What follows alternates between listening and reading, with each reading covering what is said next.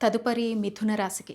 మిథున అవునా? రాశికి ఈ సంవత్సరం ఎలా ఉండబోతోంది? వాళ్ళు ఆరాధన చేయవలసింది మిగతా విషయాలు తెలియజేయండి. మిథున రాశి వారికి ఆదాయం 8, ఖర్చు 11 ఉందమ్మా. అలాగే రాజపూజితం 1, అవమానం 7 ఉంది. ఈ రాశి వారికి గురుడు జూన్ 1వ తారీఖు వరకు కూడా జన్మస్థానంలో సువర్ణమూర్తిగా విశేషమైనటువంటి శుభ ఫలితాలను ఇచ్చే స్థానంలోనే ఉన్నారు. అలాగే జూన్ 2వ తేదీ తర్వాత 2వ స్థానంలో ప్రవేశిస్తున్నారు. 2వ స్థానంలో గురుడు కూడా తామ్రమూర్తిగా సామాన్య ఫలితాలను ఇస్తారు. హ్మ్. అయితే రాహుకేతువులు 2026 డిసెంబర్ 5వ తేదీ వరకు కూడా దశమ చతుర్థ స్థానాలందు లోహమూర్తులుగా ధన వ్యయం, ఆ తదుపరి డిసెంబర్ 6వ తేదీ నుండి నవమ తృతీయ స్థానములందు రజతమూర్తులుగాను సౌభాగ్యకరముకు ఫలితములు ఇచ్చేదరు.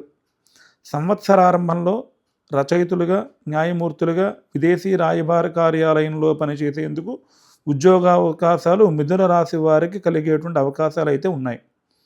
అయితే శని భగవానుడు 10వ స్థానంలో ఉండడం వల్ల కూడా మిథున రాశి వాళ్ళకి ధార్మికమైన జీవనం కొనసాగించడానికి కూడా బాగా ఉపయోగపడుతుంది. కుటుంబానికి కూడా అండగానే ఉంటారు. హ్మ్. అయితే మిథున రాశి వారికి యథార్థంగా ఆలోచన చేసినట్లయితే కనుక 2వ స్థానంలో గురుడు కర్కాటక రాశిలో ప్రవేశము బాగానే ఉంది.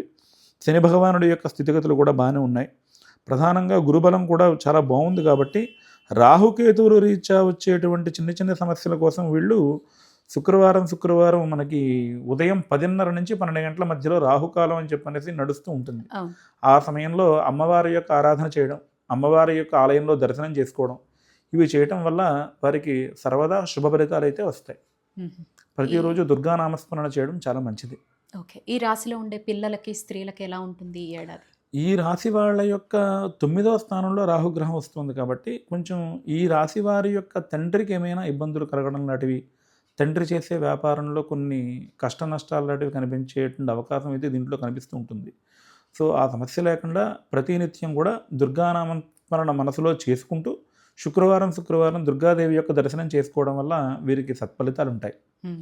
అయితే చిన్నపిల్లలకు కూడా 3వ స్థానంలో ఉన్నటువంటి కేతుగ్రహం వల్ల కానీ, గురుబలం 2వ స్థానంలో చాలా అద్భుతంగా ఉంది కనుక చిన్నపిల్లలకి ఏమి ఇబ్బందులు ఏమి ఉండవు. హుహు.